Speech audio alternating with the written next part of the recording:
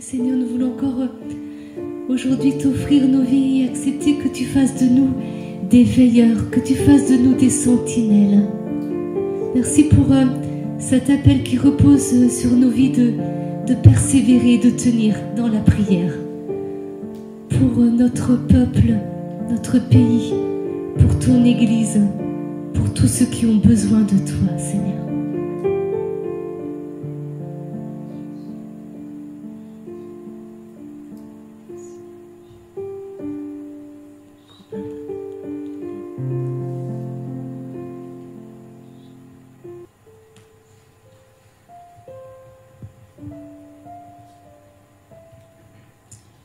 Le Seigneur vit que Moïse tardait à descendre de la montagne. Le peuple s'assembla près d'Aaron et lui dit : « Debout, fais-nous des dieux qui marchent à notre tête. Car ce Moïse, l'homme qui nous a fait monter du pays d'Égypte, nous ne savons pas ce qui lui est arrivé. » Aaron leur dit : « Arrachez les boucles d'or qui sont aux oreilles de vos femmes, de vos fils et de vos filles, et apportez-les-moi. » Tout le peuple arracha les boucles d'or qu'ils avaient aux oreilles, et on les apporta à Aaron. Ayant pris l'or de leurs mains, il le façonna au burin, pour en faire une statue de veau. Ils dirent alors : « Voici tes dieux, Israël, ceux qui t'ont fait monter du pays d'Égypte. » Aaron le vit, et il bâtit un autel en face de la statue. Puis Aaron proclama ceci : « Demain, fête pour le Seigneur. » Le lendemain, dès leur lever, Ils offrirent des holocaustes et amenèrent des sacrifices de paix. Le peuple s'assit pour manger et boire. Il se leva pour se divertir.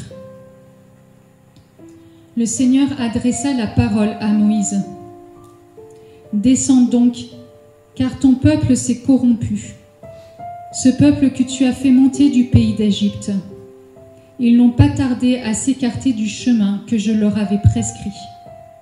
Ils se sont fait une statue de veau. Ils se sont prosternés devant elle. Ils lui ont sacrifié et ils ont dit, « Voici tes dieux, Israël, ceux qui t'ont fait monter du pays d'Égypte. » Et le Seigneur dit à Moïse, « Je vois ce peuple. Eh bien, c'est un peuple à la nuque raide. Et maintenant, laisse-moi faire, que ma colère s'enflamme contre eux. Je vais les supprimer et je ferai de toi une grande nation. » Mais Moïse apaisa la face du Seigneur, son Dieu, en disant, « Pourquoi, Seigneur, ta colère veut-elle s'enflammer contre ton peuple que tu as fait sortir du pays d'Égypte à grande puissance et à main forte? Pourquoi les Égyptiens diraient-ils, c'est par méchanceté qu'il les a fait sortir, pour les tuer dans les montagnes, pour les supprimer de la surface de la terre? Reviens de l'ardeur de ta colère et renonce à faire du mal à ton peuple. Souviens-toi d'Abraham, d'Isaac et d'Israël, tes serviteurs, auxquels tu as juré par toi-même, auxquels tu as adressé cette parole. Je multiplierai votre descendance comme les étoiles du ciel, et tout ce pays que j'ai dit, je te donnerai à votre descendance, et ils le recevront comme patrimoine pour toujours. » Le Seigneur renonça au mal qu'il avait dit vouloir faire à son peuple. Moïse descend de la montagne et va retrouver le peuple. J'avance un peu, je vous lis la fin. Or, le lendemain, Moïse dit au peuple, « Vous avez commis un grand péché, mais maintenant je vais monter vers le Seigneur. Peut-être obtiendrai-je l'absolution de votre péché. » Moïse revient vers le Seigneur et dit, « Hélas, ce peuple a commis un grand péché. Ils se sont fait des dieux d'or. Mais maintenant, si tu voulais enlever leur péché, sinon, efface-moi donc du livre que tu as écrit. »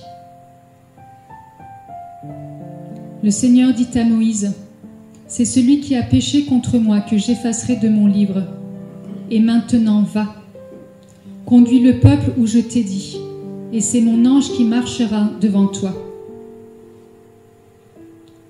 On va s'arrêter là. Je vous invite à vous asseoir. Alors, c'était un petit peu long, mais sinon, ça aurait été compliqué. Si on ne comprend pas le contexte, j'ai coupé un petit peu. Alors, c'est marrant parce que c'est le même passage, en fait. Mais c'est deux versions différentes du même événement. Mais du coup, qui dit deux situations différentes, ne dit pas que voilà, la personne qui a écrit la Bible s'est trompée. Non, c'est juste que ça nous enseigne des choses différentes par des chemins différents et qu'on a besoin d'avoir plusieurs visions différentes pour la même chose.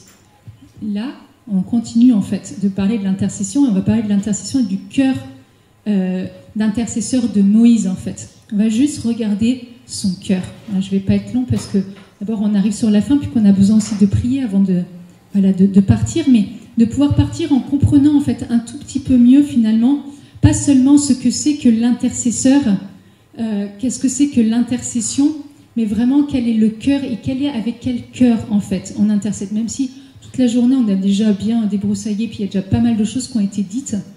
Là il y a des choses qui sont intéressantes qu'on va avoir besoin en fait d'être enseigné sur ces choses-là.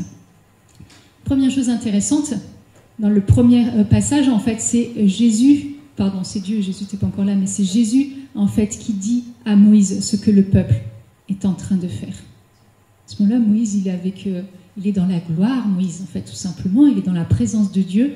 Je pense qu'il n'a pas vu le temps passer. Normalement c'est ce qu'on doit vivre dans les temps de prière quand on est ensemble, c'est-à-dire qu'on ne doit pas voir le temps passer parce qu'on est dans la présence de Dieu, parce qu'on se laisse réjouir dans la présence de Dieu, parce qu'on laisse Dieu agir, nous toucher, etc. Et donc on ne voit pas le temps passer. C'est ce qui se passe avec Moïse, il est tranquillement avec son Dieu. Et on va dire que le temps de Moïse avec Dieu n'est pas le temps du peuple sans Moïse, en fait. Donc le peuple qui n'est pas dans la présence de Dieu. Et donc le peuple trouve le temps long et qu'il a besoin, en fait. Voilà. À ce moment-là, le péché du peuple, c'est vraiment l'idolâtrie. C'est un moment, on ne sait pas où est passé Moïse, celui qui nous a conduits. On a besoin quand même d'avoir des conducteurs et on va se faire un veau d'or. Donc des faux dieux à qui on va attacher notre cœur. En fait, c'est vraiment le péché qui, à ce moment-là, est dénoncé. Le péché, d'ailleurs, on voit en fait aujourd'hui dans notre monde en fait comment l'idolâtrie a perverti notre monde et a pris le cœur en fait. Et qu'aujourd'hui, Dieu revient et dans sa gloire en fait, il vient chercher nos cœurs et il les ramène à l'adoration véritable. Et que dans nos temps de prière, on revient à l'adoration véritable et c'est ce qui libère en fait notre cœur de l'idolâtrie. C'est passer de l'idolâtrie à l'adoration. Et en fait, en fait, Dieu concrètement aurait pu ne pas prévenir Moïse de ce qui s'était en train de se tramer derrière son dos en fait. Mais l'intimité que Moïse avait avec Dieu était tellement importante, tellement belle. Moïse était un vrai ami de Dieu que Dieu n'a pas pu s'empêcher en fait de dire à Moïse ce qui était en train de se passer. Et en fait, c'est ce cœur-là que Dieu cherche avec chacun d'entre nous. C'est ce cœur d'une telle intimité, d'une telle proximité avec Dieu que Dieu ne peut pas s'empêcher de nous dévoiler des choses en fait, pas pour que nous jugions, pas pour que nous condamnions, pas pour nous sentir les meilleurs. Et on voit bien à aucun moment Moïse se sent meilleur que le reste du peuple. Moïse n'a rien fait, il n'est pas tombé dans l'idolâtrie, ne s'est pas perverti. Le cœur de Moïse est resté intègre, mais à aucun moment il dit « Ok, c'est pas grave, le peuple s'est perverti, moi je suis dans la présence de Dieu, moi je suis meilleur que tout le monde parce que je sais où est la vérité. » En fait, il n'est pas du tout dans cette attitude-là. Et c'est pouvoir vivre au milieu de notre monde, dans cette attitude-là, en fait, de notre cœur qui est solidement enraciné en Dieu, tout en étant au milieu de ce peuple qui a besoin de Dieu, qui a besoin de notre prière, qui a besoin de notre intercession. Et de venir développer en fait dans notre intimité avec Dieu, dans cette prière en fait en disant « Seigneur, parle-moi et révèle-moi ce pourquoi tu veux prier. Qu'est-ce qui est en train de se passer en ce moment, Seigneur? Quels sont tes sujets d'intercession? Seigneur, parle-moi de ce qui habite ton cœur en fait. » Il y a plein de choses dans le cœur de Dieu et Dieu va nous révéler en fait des choses un peu différentes. Et il dit à un moment, et je sais absolument plus où, mais c'est Dieu qui dit « Mais vais-je » quand il parle à Abraham en fait. Quand les trois visiteurs apparaissent à Abraham, en fait, Dieu dit « Vais-je cacher à mon serviteur Abraham ce que je vais faire ?» En fait, Dieu avait un plan et se rend compte qu'en fait, le cœur d'Abraham est suffisamment enraciné et en lui pour qu'il puisse aller lui réveiller. Et c'est « Seigneur, fais de moi un ami jusqu'à ce point-là, pour que tu puisses me révéler dans ma prière ce que tu attends de moi. » C'est « Seigneur, fais de moi un ami. Seigneur, fais de moi un intime. Seigneur, fais de moi, Seigneur, que je rentre dans cette telle intimité avec toi, que tu puisses venir te reposer en moi en me confiant, Seigneur, ce qui habite ton cœur. Ce sur quoi, Seigneur, tu veux que j'aille et que je m'appuie et que j'intercède et que je prie, en fait. Et c'est désiré jusqu'à ce point-là, en fait, dans notre relation avec Dieu. C'est là, ce soir, ce que le Seigneur va venir chercher, c'est juste nos cœurs, en fait, tout simplement. Le Seigneur va venir prendre nos cœurs, il va venir chercher nos cœurs et il va nous l'emmener à une dimension, en fait, encore plus importante, encore plus haute, Seigneur, pour nous emmener de façon, en fait, simplement dans sa présence et dans sa gloire, en fait. Quelque chose de nouveau et quelque chose de plus intensifié que tout ce qu'on avait pu vivre, en fait, jusqu'à présent. Donc, c'est la première chose et il dévoile, en fait, à Moïse ce qui est en train de se passer. Et ce qui est intéressant, c'est que Moïse, tout de suite, prend la défense du peuple.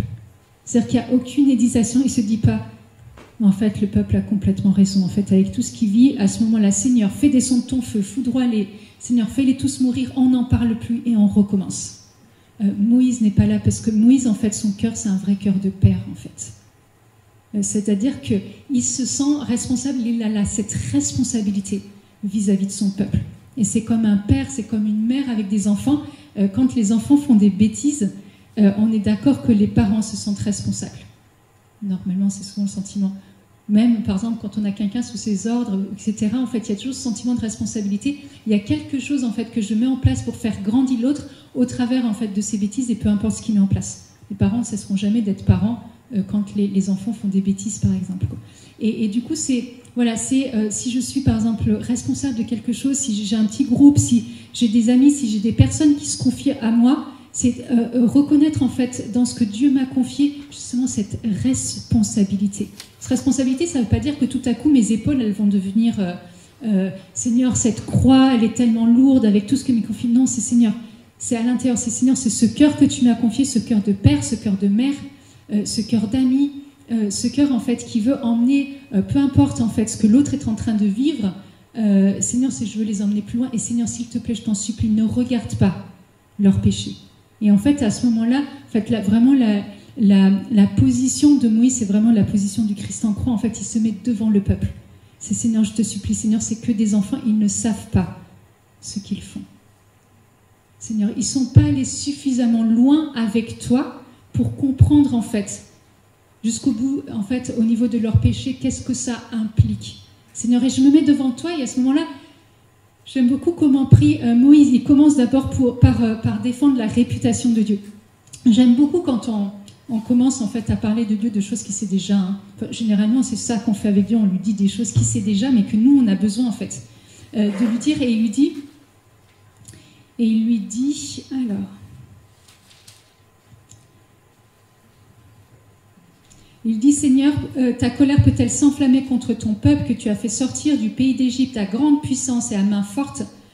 Et il dit, pourquoi les Égyptiens, diraient-ils, c'est par méchanceté qu'il les a fait sortir pour les tuer dans les montagnes, pour les supprimer de la surface de la terre? Et à ce moment, il dit, rappelle-toi, Seigneur, tu as fait des exploits avec mon peuple, tu as ouvert la mer Rouge, tu as envoyé les fléaux pour être libérés. Seigneur, si à ce moment-là, tu laisses ton peuple mourir, on va dire que tu es un Dieu injuste, que tu es un Dieu méchant, que tu es un Dieu vengeur, en fait. Et là, à ce moment, il dit à Dieu, pense à ta réputation. De temps en temps, on rappelle à Dieu que quand même, il a une réputation à défendre. Seigneur, tu sais que j'ai t'ai donné ma vie alors que toute ma famille s'est moquée de moi, Seigneur. Et tu vois, dans cette situation, Seigneur, rappelle-toi, ma famille va se moquer de toi, Seigneur. Parce qu'il ne va pas comprendre qu'à ce moment-là, tu n'interviens pas alors que je t'ai donné ma vie. Alors, et en fait, c'est à ce moment-là, c'est prendre Dieu à son propre piège, en fait. Bien sûr que ce que je dis, en fait, on va dire théologiquement, n'est pas super juste. Mais spirituellement, c'est pour nous aider à comprendre, en fait, que quand on proclame les bénédictions de Dieu, c'est on rappelle à Dieu tout ce qu'il a fait. Et parce que tout ce qu'il a fait, c'est que le début et qu'il y a toute la suite. Et que de toute façon, tout ce que Dieu a promis, il va l'accomplir. Dieu a promis de donner à Abraham une descendance aussi nombreuse que les étoiles de la mer. Il a promis une terre où coulerait le lait et le miel. Seigneur, la promesse n'est toujours pas accomplie. Donc tu ne peux pas, à ce moment-là, arrêter quelque chose que toi-même tu as promis, Seigneur, parce que ça veut dire que ceux qui te regardent et t'attendent un signe de ta part, Seigneur, ça veut dire qu'ils vont penser en fait que tu n'es pas le Dieu véritable. Et là, à ce moment-là, ce qu'il fait, il se met devant Dieu et dit, rappelle-toi, Seigneur, qui tu es. Dieu sait qui il est. Hein. Dieu n'a pas perdu la tête, Dieu n'a pas de problème. Mais c'est aussi intéressant parce que ça montre, en fait, à ce moment-là, notre attitude à l'intérieur de nous. Seigneur, rappelle-toi tes promesses. Et de temps en temps, quand on sent qu'il y a des choses qui ne vont pas, Seigneur, rappelle-toi les promesses. Mais pour pouvoir dire à Dieu, rappelle-toi de tes promesses, il faut que nous soyons conscients des promesses de Dieu. Toujours intéressant d'avoir un petit calepin ou quelque chose parce que notre mémoire, elle a tendance à être sélective, elle a tendance parfois à nous faire défaut, et de temps en temps, généralement, quand on va pas bien, c'est là où on ne se rappelle plus les promesses de Dieu. C'est toujours pareil, c'est quand on en a besoin que tout à coup, on ne sait plus ce que Dieu a promis et on se fait avoir, mais complètement. Complètement. Et là, tout à coup, on ne sait plus ce que Dieu a promis sur nos vies. Et de temps en temps, on dit, Seigneur, regarde, là, j'avais noté et tu m'avais dit, Seigneur. Seigneur, à ce moment-là, tu m'avais promis. Seigneur, et je te rappelle, Seigneur. Et c'est noté. C'est noté. Seigneur, même si les portes se ferment, Seigneur, tu as promis. Seigneur, même si aujourd'hui je ne vois pas, Seigneur, tu as promis. Seigneur, et c'est noté, et c'est noté, et c'est gravé, Seigneur. Parce que c'est ce que tu m'as dit. Mais de temps en temps, voilà, on est dans des assemblées comme ça, Seigneur dit des choses, etc. Puis on sort et une semaine après, on a oubliés. Nous sommes des hommes et des femmes, mais vraiment inconstants. Là, je veux dire, il n'y a personne pour rattraper. Et voilà. Et donc, du coup, on a besoin de faire mémoire. Et l'exercice qu'on a fait ce matin sur apprendre à se bénir soi-même, je sais qu'il y en a encore qui ont un peu du mal, c'est aussi faire mémoire, en fait, de tout ce que Dieu a fait dans notre vie. Et rendre grâce à Dieu. Parce que quand je rends grâce à Dieu pour quelque chose qu'il a fait, je réactive ce que Dieu a fait. Faire mémoire réactive, en fait, à la fois la grâce au niveau spirituel, mais réactive, en fait, au niveau émotionnel, tout ce que j'ai vécu à ce moment-là. Et ça remet en route. Ça remet en route. Mais en fait, je vois trop souvent, enfin, même des gens qui vivent des vraies choses. Mais vraiment, c'est-à-dire que là, il n'y a aucun doute. Dieu est passé, Dieu a fait quelque chose, Dieu a touché, Dieu a parlé. Et 15 jours après, il n'y a plus rien. En fait, on a auto-déraciné ce que Dieu avait fait. On a auto-déraciné parce qu'on a commencé à douter, parce qu'on a remis en cause, parce que, mais tu comprends, c'était parce que c'était Ruth qui avait fait la louange et c'était vachement bien. Alors j'étais touchée pendant ce temps-là. Mais en fait, en rentrant dans ma voiture, finalement, je me suis rendu compte que c'était que émotionnel, quoi. Non, c'était pas que émotionnel. Dieu est vraiment passé, Dieu a vraiment visité. Et donc, tu peux auto-déraciner, même dans la voiture tout à l'heure, quand tu rentres, ce que Dieu a fait dans la journée. Le but, c'est justement de ne pas déraciner. Parce que sinon, c'est fatigant. Dieu passe son temps à planter, on pense notre temps à déraciner. Alors, ça pousse toujours un peu, hein, parce que Dieu n'est pas avare, mais ça pourrait pousser beaucoup plus vite, en fait. Ça pourrait produire beaucoup plus de fruits si on ne passait pas notre temps assez facilement à déraciner tout ce que Dieu plante, en fait, pendant ces temps de bénédiction, pendant les temps où on vit des choses, où on sent que Dieu nous a parlé, nous a travaillé. Et après, on rentre et c'est comme si c'était rien passé et on remet en cause. On voit beaucoup chez les jeunes, notamment, en fait. Donc voilà, et donc il rappelle, en fait, la réputation à Dieu, il rappelle sa propre réputation, en disant, de toute façon, si tu fais rien, en gros, c'est ta réputation qui est en jeu. Après, il rappelle ses promesses. Et après, justement, il appelle en disant, mais Seigneur, s'il te plaît, renonce à l'ardeur de ta colère. Renonce à l'ardeur de ta colère. Et il dit, en fait... attendez, je suis un peu... Donc, il dit, renonce à l'ardeur de ta colère, en fait. On sait aujourd'hui qu'effectivement, que le Dieu, en fait... aujourd'hui, en fait, Dieu a continué à nous enseigner qui il était. Et on ne va pas prier de cette manière-là. On ne va pas dire, Dieu, renonce à l'ardeur de ta colère. On va appeler, en fait, la miséricorde de Dieu. Aujourd'hui, on a découvert vraiment ce cœur tendre, doux, miséricordieux, lent à la colère et plein d'amour de Dieu pour nous. On est d'accord que ce qui est dans l'Ancien Testament est tout aussi important, ce qui est que dans le Nouveau, mais il y a des choses effectivement qui ne doivent pas nous choquer. C'est pas parce que là, à ce moment-là, Dieu dit je vais envoyer la colère. En fait, il a fallu tout l'éducatif de Dieu, en fait, pour nous emmener jusqu'à aujourd'hui. Un jour, non, on ne va pas prier comme ça. On ne va pas dire à Dieu renonce à l'ardeur de ta colère. Il y a suffisamment de choses en fait qu'on met en place dans nos vies pour que Dieu n'ait pas besoin d'intervenir pour qu'il y ait des fléaux supplémentaires, des choses comme ça. En fait, on est suffisamment bon déjà nous-mêmes dans tout ce que nous mettons en termes de péché, en termes d'indocilité en fait à Dieu pour qu'il y ait des choses déjà qui se passent sans que Dieu s'en mêle.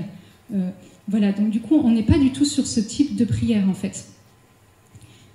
Donc voilà, et donc du coup, c'est vraiment ce premier passage où Dieu intervient lui-même. Et là, Moïse prie et Dieu renonce en fait à quelque chose. À ce moment-là, l'intercession a été jusqu'au bout. Et Moïse s'est mis en travers du peuple et Moïse a intercédé en faveur du peuple. Et la deuxième version qui est la même et qui nous enseigne aussi d'autres choses, c'est vraiment, donc on voit en fait, Moïse descend et voit, et je me dis, mais Dieu lui avait déjà dit en fait ce qu'avait fait le peuple, et c'est comme si tout à coup en fait il prenait conscience. Là c'est moi qui l'interprète, hein. L'interprétez comme vous voulez, mais comme si tout à coup Moïse prenait conscience en fait réellement du péché du peuple. Que quand Dieu lui a dit finalement c'était peut-être moins important, même s'il savait en fait. Mais à ce moment tu vois le péché de ton peuple et là tu réalises à quel point en fait tu as blessé le cœur de Dieu. Parce qu'à aucun moment dans la première version on va dire, il n'est question en fait de repentance, il n'est question de péché, etc. La prière d'intercession n'a pas du tout la même la première fois que la deuxième fois.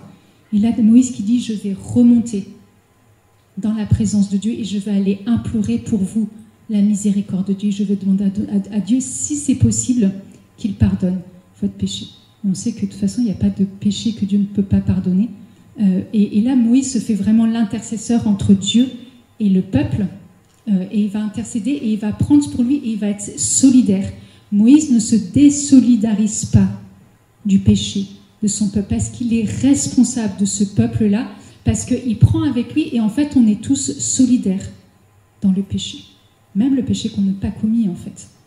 On est déjà solidaires dans le premier péché de notre père Adam et Ève et vraiment on les remercie pour tout ce qu'ils ont fait. Mais voilà, et on pâtit encore aujourd'hui en fait du premier péché de notre père et de notre mère. Et aujourd'hui, on peut pâtir en fait du péché des autres alors qu'on n'y est pour rien. Et ça pourrait être quelque chose d'injuste, mais de la même façon qu'on est solidaire dans le péché, on est solidaire dans la grâce. La communion des saints, c'est être solidaire dans la grâce en fait. Et que s'il y en a en fait qui emmènent le péché, qui tirent, nous de l'autre côté, on doit attirer par la grâce, par la prière, par l'intercession, par ce chemin en fait d'intimité avec Dieu qui emmène en fait au travers, parce que en fait de ce côté-là, et c'est beaucoup plus important, l'attractivité est plus importante que de l'autre côté. Et donc se rappeler en fait que quand je commence à prier et que Dieu m'emmène du coup dans une prière de repentance, c'est pas parce que j'ai commis le péché, c'est parce que je suis solidaire du péché. Nous sommes solidaires du péché de nos familles, nous sommes solidaires du péché par exemple. Même là, des choses qui sont loin et qui a priori ne nous concernent pas, on peut tous être impactés. Et on a besoin de prier, d'intercéder, de demander pardon à Dieu pour les péchés. Quand on prie pour la France, on peut demander pardon à Dieu pour les péchés spécifiquement de France, en fait. Il y a un péché spécifique français. Bon, d'abord, on est arrogant, il y a des choses comme ça. Mais et on a besoin, en fait, du coup, de réaliser effectivement qu'on a besoin, en fait, de demander pardon à Dieu pour les péchés, par exemple, des personnes pour qui nous prions, des péchés de nos nations, des péchés de nos villes, des péchés de nos familles et de nos propres péchés. On est d'accord qu'on est tous pécheurs. Et d'appeler dans cette repentance, en fait, d'attirer comme la bénédiction de Dieu. Parce que la repentance, en fait, elle brise quelque chose à l'intérieur de notre cœur qui nous met à nu devant Dieu. Et là, à ce moment-là, il n'y a plus d'orgueil, en fait. On ne peut plus prier avec quelque chose qui est orgueilleux. À ce moment-là, on sait qu'il n'y a que Dieu, en fait. Il n'y a que Dieu qui peut quelque chose pour nous. À ce moment-là, il n'y a rien d'autre, en fait. Et de pouvoir demander pardon à Dieu pour ce qui s'est passé. Moi, j'ai vécu, par exemple, des temps de prière ou entre Français et Allemands pour demander pardon à Dieu, par exemple, pour le péché des guerres, en fait, entre ces deux nations et de ce que ça a pu impacter dans les générations suivantes, en fait. En plus, dans l'Est, beaucoup plus impacté que dans d'autres régions, mais, et de demander pardon comme ça et de vivre des temps de repentance, en fait, pour des choses spécifiques. Il y aura besoin des temps de repentance entre l'Ukraine et la Russie, en fait. Peu importe, du coup, parce que c'est deux peuples qui sont impactés par une guerre qui n'a rien à voir, en fait, concrètement, au niveau des peuples. Ce que demandent les gouvernements, enfin, les gens sont impactés en fait. Enfin, il y a un vrai quelque chose comme ça, de pouvoir demander cette repentance à Dieu et de laisser nos cœurs être touchés, être saisis. On peut pleurer en fait en demandant la repentance à Dieu. C'est pas Seigneur, je te supplie Seigneur de voir le péché de ce peuple-là et de venir, et je suis solidaire de ce péché parce que j'ai une responsabilité même si je suis loin. Parce qu'en tant que chrétien, en tant que baptisé, en tant qu'enfant de Dieu, on a forcément une responsabilité en tant que témoignage, en tant que prière, en fait. Là, ce soir, le Seigneur va venir nous chercher dans nos cœurs, en fait, au plus profond, en disant, bon, est-ce que tu veux, justement, c'est pas une question de est-ce que tu veux cette responsabilité-là, on est responsable, mais est-ce que tu veux aller plus loin, justement, dans la prière? Est-ce que tu veux aller plus loin dans l'intercession? Est-ce que tu veux passer du temps dans ma présence, justement, en fléchissant le genou, en demandant pardon et en allant justement te mettre devant le peuple. Là, c'est pas Dieu qui va dire, c'est pas une question de colère de Dieu. C'est une question à ce moment-là, spirituellement dans les cieux, en fait, de mener bataille et de permettre, en fait, par la prière que Dieu puisse utiliser, en fait, nos prières pour cette bataille qui est en train, parce que, en fait, chaque fois qu'il y a quelque chose, c'est la bataille, elle est spirituelle, on est d'accord. Elle est spirituelle. Et on a besoin, en fait, je sais pas, c'est une bonne image, mais c'est comme si on a besoin de pouvoir donner des munitions pour que là-haut, ça puisse avancer. C'est-à-dire qu'il y a besoin que les anges se mettent en route au travers de notre prière, en fait. Il y a besoin que les anges puissent aller dégommer les principautés démoniaques qui tiennent, en fait, les villes, qui tiennent les familles. Il y a des familles qui sont complètement liées au niveau démoniaque. Il y a besoin que nos prières, en fait, aillent percuter là-haut et qu'une fissure, en fait, se passe pour voir justement ces principautés qui tombent, pour voir ces changements d'atmosphère qui tombent dans les familles, etc., qu'il y ait des conversions, qu'il y ait des choses en fait qu'on puisse voir ensuite. Parce que tant qu'on prie, des fois on ne voit pas, et prier jusqu'à ce qu'on voit quelque chose, des fois ça peut mettre 1 an, 2 ans, 6 ans, 10 ans. La question c'est peut-être le même, c'est à combien de temps tu vas fléchir le genou justement par rapport à ce que Dieu a demandé. Et dans dans la deuxième partie, il y a une chose qui est quand même qui montre en fait justement cette responsabilité et cette solidarité en fait de Moïse avec le peuple. La question c'est est-ce qu'on est capable d'aller jusque-là? Il dit ceci. Il dit mais maintenant, si tu voulais enlever leurs péchés, sinon efface-moi donc du livre que tu as écrit. C'est pas une bonne traduction, enfin selon moi bien sûr, mais en fait il y a une traduction qui est plus percutante qui dit efface-moi du livre de vie. En fait là où sont inscrits ceux qui vont au fin. Et si Jésus nous enlève, en fait simplement si Dieu nous efface du livre de vie, en fait on n'existe pas. Et en fait, c'est-à-dire que Moïse, il est tellement solidaire de son peuple qu'à ce moment-là, il est prêt à faire l'échange dans l'intercession de sa vie contre la vie du peuple. Il est capable à ce moment-là de renoncer à sa propre vie pour que le peuple vive. Dieu ne va jamais nous demander un tel échange, mais c'est pour montrer jusqu'où va le cœur de Moïse. Jusqu'où va le cœur de Moïse, et c'est vraiment ce cœur christique. Je suis capable de donner ma vie et à ce moment-là de ne plus exister. Comment Dieu pourrait se passer de Moïse, de cet ami si intime, enfin si précieux? Il y a peu qui sont atteints une telle intimité avec Dieu en fait. Heureusement il y en a, mais souvent on s'arrête avant en fait. Dieu ne peut pas. Et Dieu ne peut pas renoncer à un seul de ses enfants. Il ne peut pas. Il ne peut pas. Donc en fait, en même temps, nous on sait du coup avec le recul, je ne sais pas trop à ce moment-là qu'est-ce que pensait le peuple, mais à ce moment-là on sait que c'est impossible en fait. Sinon ça veut dire que Dieu se renie lui-même. On sait qu'en fait cette prière-là, elle est juste impossible. Mais c'est montrer jusqu'où Moïse est prêt à aller dans l'intercession. Et à ce moment-là, c'est je donne ma vie pour l'intercession. Je donne ma vie en fait pour que quelqu'un d'autre, pour qu'une situation puisse vivre à son tour. Et c'est réaliser en fait que quand on rentre en fait dans cette dimension d'intercession prophétique, il y a cette dimension de donner la vie. Et de donner la vie physiquement en fait, spirituellement. À un moment, il y a quelque chose qui se passe et je suis capable en fait de mettre et de renoncer en fait à certaines choses. Parce que par exemple, ceux qui rentrent dans l'intercession prophétique, par exemple en jeûnant, vous renoncez à quelque chose, vous renoncez en tout cas à manger pendant un temps. Ça peut être un repas, ça peut être une journée, peu importe, mais c'est-à-dire qu'on renonce à quelque chose qui concrètement des fois ne nous concerne même pas. Mais c'est un moment, c'est je suis capable de montrer en fait jusqu'où va mon engagement et jusqu'où en fait vont mes entrailles en fait dans ce que Dieu me demande. Est-ce que je suis capable de donner ma vie jusqu'à là, jusqu'à ce que quelque chose se passe en fait. Si le peuple chrétien avait le cœur de Moïse, vous imaginez si toute l'Église se levait avec ce cœur de Moïse, prêt à donner sa vie en fait, pour ceux qui sont loin, pour ceux qui sont dans des situations difficiles, pour ceux qui ont besoin de prière. Vous imaginez l'armée que Dieu aurait sur terre en fait. C'est extraordinaire et c'est peut-être pour ça que du coup l'intercession a été, on va dire, facilement oubliée. En fait, en tout cas, ce type d'intercession a été facilement oublié en fait, en tout cas, comme si c'était une quantité négligeable. Il y en a qui ont donné vraiment leur vie et c'est vrai que du coup, par exemple, les frères et les sœurs qui, dans le secret en fait de leur oratoire, de leur communauté, qui sont cloîtrés, portent le monde en prière. S'ils n'étaient pas là, honnêtement, il y aurait beaucoup de choses en fait beaucoup plus difficiles. On ne se rend pas compte en fait. On parle d'apparente inutilité de certaines vies qui pourtant sont d'une fécondité extraordinaire d'un point de vue spirituel en fait. Il y a des malades sur leur lit d'hôpitaux qui rentrent dans une telle fécondité au travers de l'apparente inutilité de leur vie qui ne peut plus être productive selon le monde et qui pourtant d'un point de vue spirituel sont d'une fécondité extraordinaire.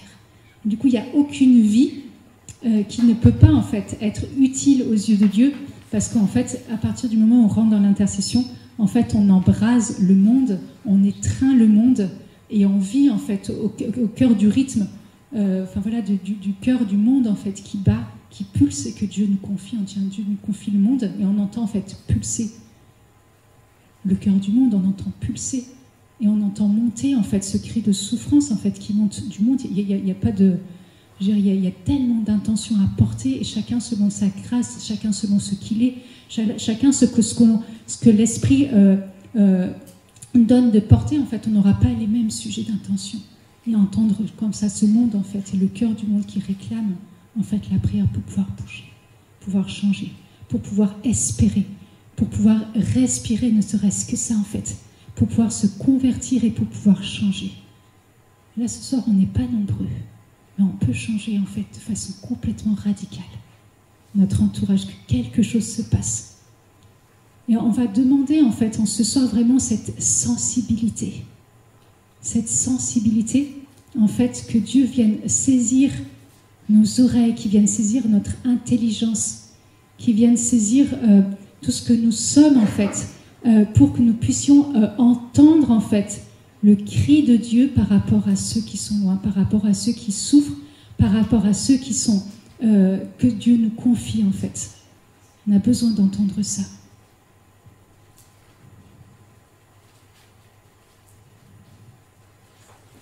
Voilà, on va rester dans cette présence de Dieu.